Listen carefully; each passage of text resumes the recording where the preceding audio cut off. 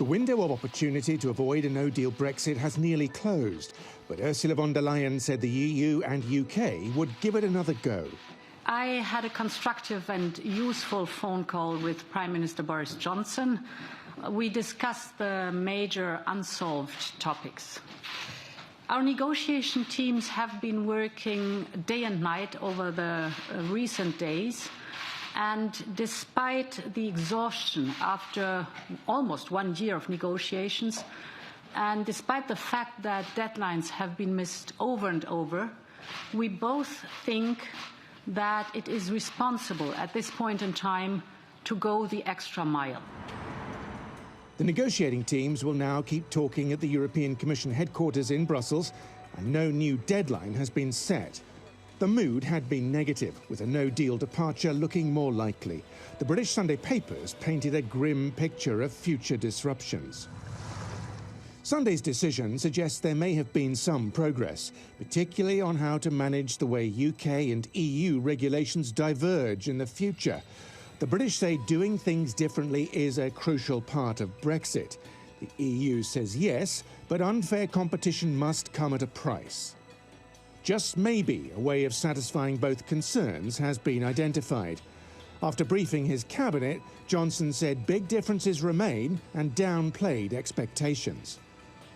As things stand, and this was basically what Ursula and I agreed, I'm afraid we're still very far apart on some key things. But where there's life, there's hope. We're going to keep talking to see what we can do. The UK certainly won't be walking away from the talks. I think people would expect us to go the extra mile. I do think, as I say, there is a deal to be done if our partners want to do it. But we remain very far apart on these key issues. So, publicly at least, no great sense of optimism on the British side. But many people thought the talks would break up on Sunday. The fact they haven't is providing some cause for optimism. And in the last few days, there hasn't been much of that. Well, for more on this, Thomas Sampson joins us now from Edinburgh. He's Assistant Professor of Economics at the London School of Economics. Welcome to the program, Thomas. Now, reaching an agreement by the Sunday just past always seemed like an unlikely prospect, so they've got a little more breathing room now, but with just over 2 weeks to go until the transition period ends, do you believe the two sides will actually be able to clinch a deal in that time? It's looking more positive over the last 24 hours. There were real concerns on Sunday that this was going to be it and that there was going to be a no deal. But there has been some movement from both the UK and the EU, and clearly there are still issues to be resolved. But I'm starting to feel a little bit more optimistic that they might manage to breach that divide. Yes, and one of the issues that's emerged as a bit of a stumbling block in terms of reaching an agreement is this idea of a so-called level playing field. These are rules and conditions that the EU wants the UK to accept in order for them to actually trade in the single market. Can you tell us more about what that might involve? Well, the EU is concerned that the UK will use its newfound freedoms outside the single market in order to undercut EU standards, maybe reducing labour protections or weaker environmental standards. So to prevent that kind of unfair competition, what it wants to do is condition access to the single market on the UK committing not to undercut the EU standards. So, the crux of the negotiations now is really if they can find a way that satisfies the EU, that the competition is going to be fair, but also leaves the UK thinking that it has sufficient flexibility to set its own economic policy. Now, your research has focused on the economic impact of Brexit on the UK economy. Can you tell us more about that? Just how adversely affected will the UK economy be come January the 1st?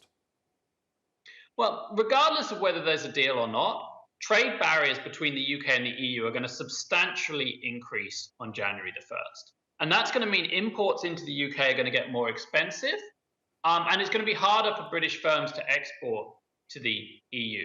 We don't know exactly how large the short-run effects will be. And, in the first few months, they're going to be dwarfed by probably the recovery from COVID. But over the longer run, the expectation is that the UK could end up about 5 to 8% poorer than if it had remained an EU member. So that's a really big hit to UK living standard. Now, when the UK officially left the EU on the 31st of January, it was always considered a bit of a tall order that the two sides would actually reach an agreement within that 11-month period. And that was before the pandemic really wreaked havoc in the UK and across the globe. Should Boris Johnson have asked for an extension to that transition period? And is it still possible to do so? I mean, I think he should. But the moment where that could happen has passed. I mean, it doesn't make any sense to be making these major changes to your trading arrangements with your biggest trade partner in the middle of a pandemic. It would have been much better to delay the end of the transition period till the UK had battled and kind of overcome the COVID pandemic, and then it would be able to focus better on adjusting to Brexit. Having both happen at once is like a double whammy for businesses that are suffering from COVID, and now they need to adjust to new trade rules at the same time. And that's really not what businesses want at this time. OK, we'll keep an eye on how the negotiations will unfold over the coming couple of weeks. Thomas Sampson from the London School of Economics, thank you again for your analysis.